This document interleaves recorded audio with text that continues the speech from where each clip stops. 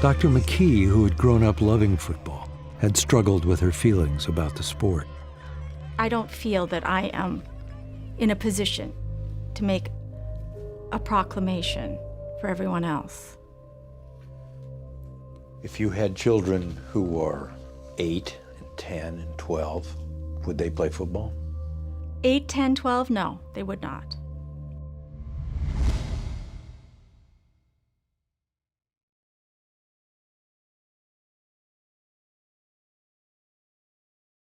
If you look at this tissue... By 2010, Dr. McKee had looked at the brains of 20 NFL players. She had found CTE in 19 of them. It was during that time that a brain arrived that would dramatically raise the stakes. Owen Thomas, to me, was a critical case. Here we have a 21-year-old who was a hard-hitting lineman from the age of 9 on. And then, seemingly out of nowhere, he decided to take his own life. Had never been diagnosed with a concussion, never had a problem in the world.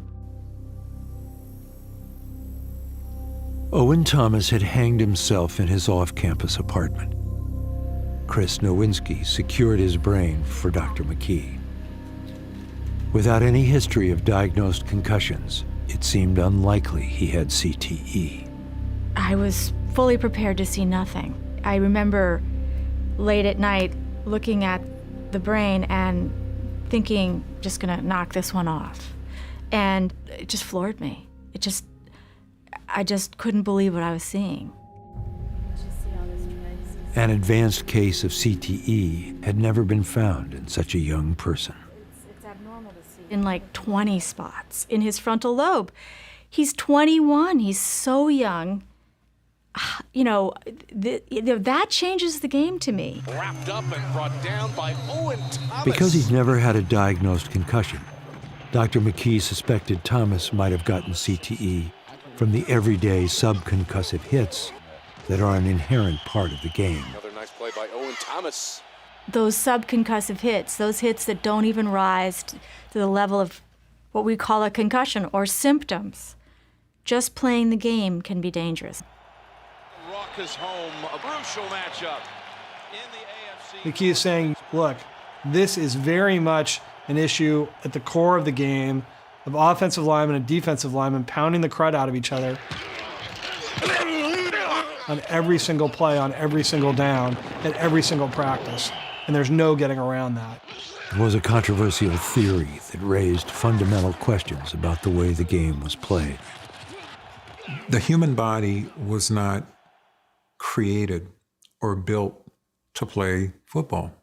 When you have force against force, you're going to have injuries. And I'm not talking about the knees and all of that stuff is a given. But from a neurological standpoint, you're going to have some brain trauma. New York Giant Harry Carson has been studying the matter since he retired 25 years ago. Most people are keyed in on the big hit. But little mini concussions are just as dangerous because you might be sustaining 6 to 10, maybe a dozen of these hits during the course of a game. And, if you're going up against top flight players who are able to perfect those skills of hitting you upside the head or, getting hit with an elbow, or it's one of those things that at some point you're going to pay for it down the line. For Dr. McKee and others, it raised the obvious question. How safe is it for children to play football?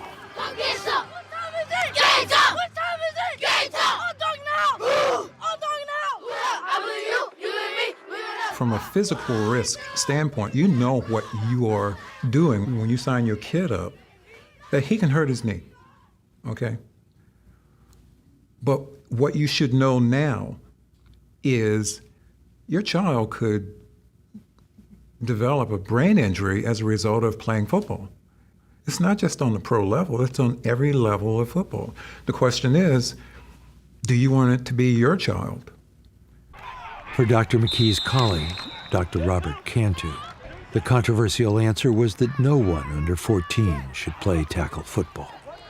With what we know about the youth brain compared with the adult brain, that it's more easily disrupted than the adult brain. The youth brain is lighter in weight, so it has less inertia to put it in motion. So you tap a youth head and his brain moves much quicker than an adult brain that's heavier and therefore has more inertia.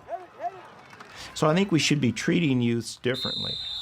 And for the Boston University advocate Chris Nowinski, it was a danger the NFL helped to create. As long as the NFL dismissed this, that meant that parents were signing their kids up to go play football believing that there was no risk.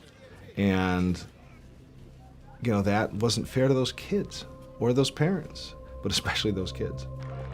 Let's give him a big round of applause. He's a rough, he's a tough, he's tough. Dr. McKee, who had grown up loving football, had struggled with her feelings about the sport.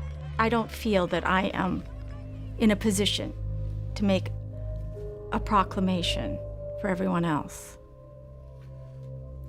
If you had children who are 8 and 10 and 12, would they play football? 8, 10, 12, no, they would not. Why? Because the way football's being played currently that I've seen, it's dangerous. It's dangerous and it could impact their long-term mental health. You'd only get one brain. The thing you want your kids to do most of all is succeed in life and be everything they can be. And if there's anything that may infringe on that may limit that, I don't want my kids doing it.